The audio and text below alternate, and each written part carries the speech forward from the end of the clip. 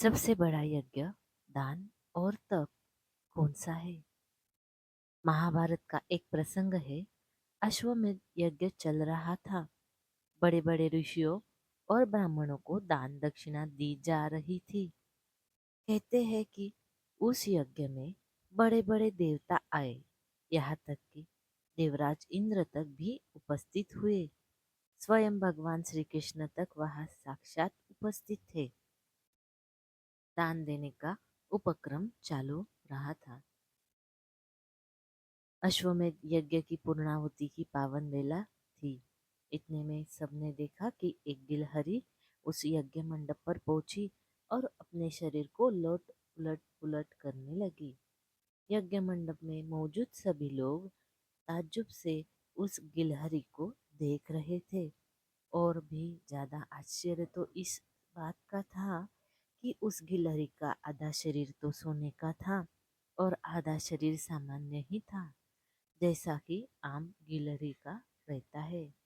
महाराज युधिष्ठिर के लिए यह बात आश्चर्यचकित करने वाली थी। ऐसी गिलहरी पहले कभी नहीं देखी गई। एक बार तो दान दक्षिणा, मंत्रोपचार और देवों का आह्वान का उपक्रम तक ठहर गया। महाराज युधिष्ठिर ने यज्ञ को बीच में ही रोककर गिलहरी को संबोधित करते हुए कहा, ओ गिलहरी, मेरे मन में दो शंकाएं हैं।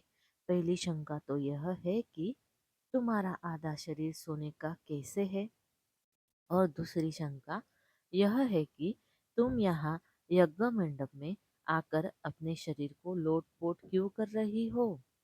गिलहरी ने युधिष्ठिर की तारी तरफ मधुर मुस्कान के साथ कहा, महाराज युधिष्ठिर जी, आपका प्रश्न बहुत सार्थक है। बात दरअसल यह है कि आपके इसी यज्ञ स्थल से कोई 10 कोस दूर तक एक ब्राह्मण का परिवार है। 3 दिनों से भूखा था। उस ब्राह्मण ने जैसे तैसे कर रोटियों का इंतजाम किया।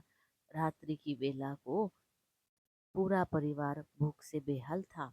लेकिन जैसे ही खाना खाने बैठे तो देखा कि उस घर के बाहर दरवाजे पर एक भूखा भिक्षुक खड़ा था और खाने के लिए मांग रहा था। ब्राह्मण ने अपनी पत्नी से कहा कि तुम लोग भोजन कर लो और मेरे हिस्से की रोटी उस भूखे को दे दो। वह भूखा भिक्षुक रोटी खाने लगा और रोटी खाते खाते उसने कहा कि अभी भी मैं भूखा हूँ, मेरा पेट नहीं भरा है।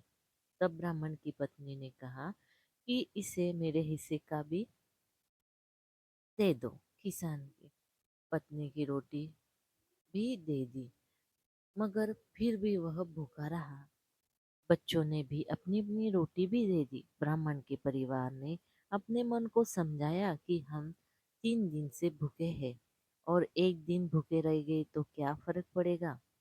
हमारे द्वार पर आया कोई याचक भूखा नहीं लौटना चाहिए। भूखे ने रोटियां खाई, पानी पिया और चल दिया।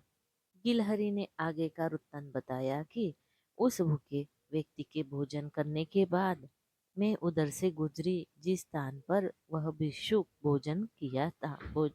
ने भोजन किया था। वहां रोटी के कुछ कण बिखर गए थे। मैं उन कणों के ऊपर से गुजरी तो मुझे आश्चर्य हुआ कि जहां मेरे शरीर पर वे कण लगे थे, वहां वह हिस्सा सोने का हो गया। मैं चौंक पड़ी। उस छोटे से ब्राह्मण के अंश भर दान से, एक छोटे से शुभ कर्म से मेरे शरीर का आधा हिस्सा सोने का हो गया।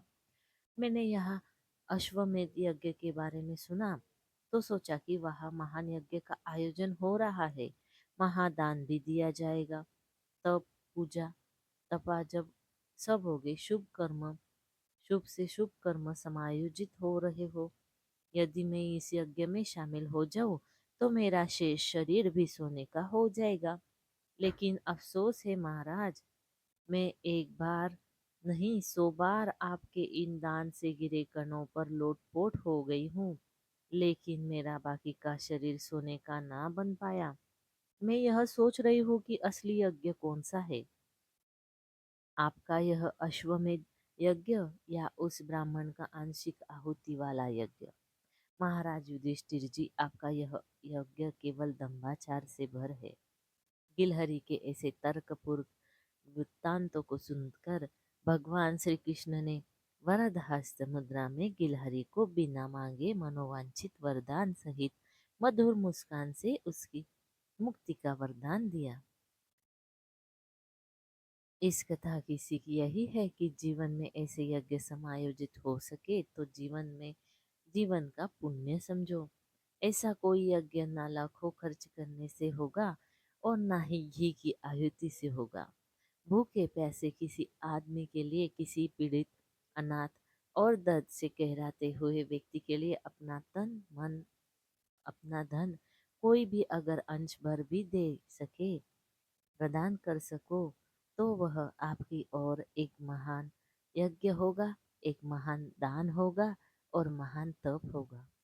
तो दोस्तों, आपको आज की ये कहानी अच्छी लगी हो तो हमारे चैनल को लाइक, शेयर और सब्सक्राइब जरूर करें। धन्यवाद। हर हर महादेव।